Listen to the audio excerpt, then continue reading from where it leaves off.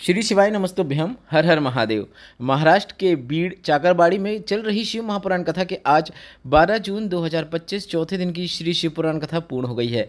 आज की इस वीडियो में गुरुजी पंडित प्रदीप मिश्रा जी की आज की कथा का संपूर्ण सार आपको प्राप्त होने वाला है। इसके साथ ही साथ कल 13 जून है, आषाढ़ माह का विशेष शुक्रवार है और इस विशेष शुक्रवार में आपको कौन से 2 विशेष उपाय करना है, वह उपायों की जानकारी भी आपको इस वीडियो के माध्यम से मिलने वाली है। आज गुरुजी पंडित प्रदीप मिश्रा जी ने कुल 9 उपाय और उपयोगी जानकारियाँ दी हैं। सभी की जानकारी आपको इस वीडियो के माध्यम से मिल जाएगी। अगर किन्हीं कारणवश आपने आज की कथा नहीं सुन पाई है तो संपूर्ण कथा का रास्ता तो आपको इस छोटे से वीडियो से प्राप्त होने वाला है। उपाय कर करके थक गए हैं, कोई लाभ प्राप्त नहीं हो रहा है, तो इस वीडियो में बताया गया उपाय आप अवश्य कीजिएगा।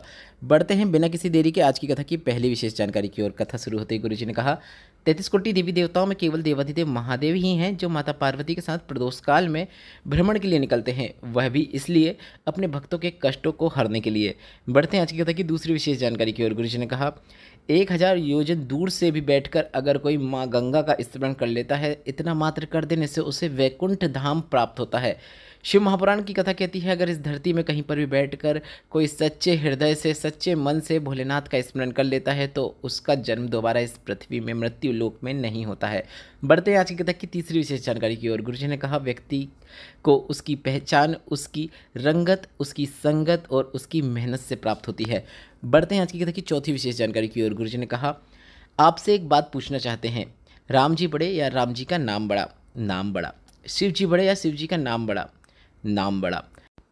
अगर आपको भगवान नहीं मिल रहे हैं तो मत मिलने दो, आपको उनकी कथा सुनना शुरू कर देना है, भगवान अपने आप आपके समीप आ जाते हैं। बढ़ते हैं आज की कथा की पांचवी विशेष जानकारी की ओर। गुरुजी ने कहा, पति पत्नी को जब भी समय मिले कुछ समय के लिए भगवान की चर्चा जरूर करना चाहिए। जब भी जैसा वक्त मिले आपको अवश्य भगवान का चिंतन जरूर करना चाहिए, चर्चा जरूर करना चाहिए। जैसे कभी आपका वक्त अच्छा नहीं चल रहा है तो आपको खूब मेहनत करना है, अच्छा वक्त भी जरूर आएगा और जब अच्छा वक्त आ जाए तब आपको ज़रूरतमंदों की मदद भी जरूर करना चाहिए। बढ़ते हैं आज की कथा की छठवीं विशेष जानकारी की ओर। गुरुजी ने कहा, ईश्वर और औषधि दोनों एक समान होते हैं। औषधि का काम होता है तन के रोग को समाप्त करना और ईश्वर का काम होता है मन के विकारों को समाप्त करना। बढ़ते हैं वीडियो की सातवीं विशेष जानकारी की ओर।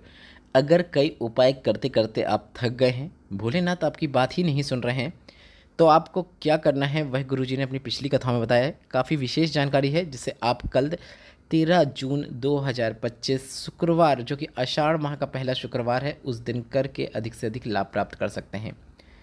गुरुजी ने अभी हाल ही की पूर्ण हुई शिव पुराण कथा में कहा था, अगर हम भोलेनाथ को जल चढ़ाते हैं पर भोलेनाथ सुन नहीं रहे हैं तो हमें क्या करना चाहिए। तो गुरुजी ने कहा, आपको एक प्रयास करना है, आपको दक्षिण दिशा में बैठना है, मतलब आपका मुख उत्तर दिशा की ओर होना चाहिए। इस प्रकार से आपको भोलेनाथ के मंदिर में या फिर आपके घर में शिवलिंग है तो इस प्रकार से आप बैठ सकते हैं, शिवलिंग को सामने रख के। अगर मंदिर में जाके करेंगे तो काफ़ी अच्छी बात है। एक बेलपत्र आपको माता अशोक सुंदरी के स्थान पर अर्पित करना है और एक और बेलपत्र आपको शिवलिंग के ऊपर अर्पित करना है। 2 स्थानों पे आपको बेलपत्र अर्पित करना है और दोनों स्थानों पे जब बेलपत्र को अर्पित करेंगे तो बेलपत्र की दोनों की डंडी, मतलब जो बेलपत्र आपने शिवलिंग में माता अशोक सुंदरी के स्थान पे अर्पित किया है, उसकी डंडी जलाधारी की ओर, मतलब उत्तर दिशा की ओर होना चाहिए, और जो बेलपत्र आपने शिवलिंग के ऊपर अर्पित किया है उसकी डंडी भी उत्तर दिशा की ओर, मतलब जलाधारी की ओर होना चाहिए। और आपको शिवलिंग के ऊपर एक कलश जल चढ़ाना शुरू करना है और इसके बाद आपको उस जल की धार शिवलिंग में जो माता अशोक सुंदरी के स्थान पर आपने बेलपत्र अर्पित किया है उस स्थान तक आपको जरूर ले जाना है। ऐसा आपको लगातार 2 या 3 महीने तक करना है। इसके बाद गुरुजी ने कहा, बाबा आपका हाथ जरूर पकड़ेंगे, यह निश्चितता है। आप किसी कामना के लिए जल चढ़ा सकते हैं, वह कामना निश्चित पूर्ण होती है। यह उपाय आप अपने किसी भी उद्देश्य की पूर्ति के लिए अवश्य कीजिएगा। हर प्रकार के उद्देश्य, चाहे वह धन प्राप्ति का हो, लक्ष्मी प्राप्ति का हो, कर्ज मुक्ति का हो, व्यापार वृद्धि का हो, नौकरी प्राप्ति का हो, शीघ्र विवाह का हो, उसके लिए आप यह उपाय कर सकते हैं। काफ़ी सरल और आसान उपाय है। आप चाहें तो रोज़ करें, गुरुजी ने रोज़ करने को कहा है, पर रोज़ करना जैसे मुमकिन नहीं है तो आप यह उपाय का एक नियम बना लें कि मैं प्रत्येक शुक्रवार या फिर प्रत्येक सोमवार या फिर प्रत्येक प्रदोष या फिर प्रत्येक मासिक शिवरात्रि में यह उपाय करूंगा या करूंगी। बस नियम होना चाहिए और आपको लगातार उस नियम का पालन करते हुए यह उपाय करना शुरू कर देना है। समय निकलेगा, आपको लाभ जरूर देखने को मिलेगा। बढ़ते हैं वीडियो की 8वीं विशेष जानकारी की ओर, जो कि शुक्रवार का एक ऐसा उपाय है जो कि आप कभी भी किसी भी दिन नहीं कर सकते, सिर्फ और सिर्फ शुक्रवार के दिन यह उपाय किया जाता है, जिसे आप 13 जून 2025 आषाढ़ माह के पहले शुक्रवार के दिन अवश्य कीजिएगा। शुक्रवार के दिन आपको बेलपत्र के वृक्ष के नीचे बैठकर घी का दीपक लगाना है। इसमें आप लंबी बाती का उपयोग कर सकते हैं। इसके बाद आपको शंकर भगवान का स्मरण करना है और भोलेनाथ से आपको विनय करना है। आप भोलेनाथ से अपनी किसी भी प्रकार की दिल की बात को कर सकते हैं, जो भी आपके मन में है, या फिर आप इस प्रकार से बोल सकते हैं जो कि गुरुजी पंडित प्रदीप मिश्रा जी ने बताया है।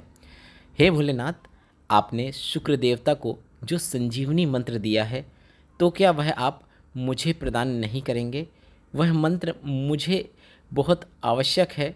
मैं कई प्रकार की बीमारियों या फिर दुखों तकलीफ़ों से ग्रसित हूँ। आप क्या मेरे कष्टों को नहीं हरोगे, मेरी बीमारियों को नहीं हरोगे?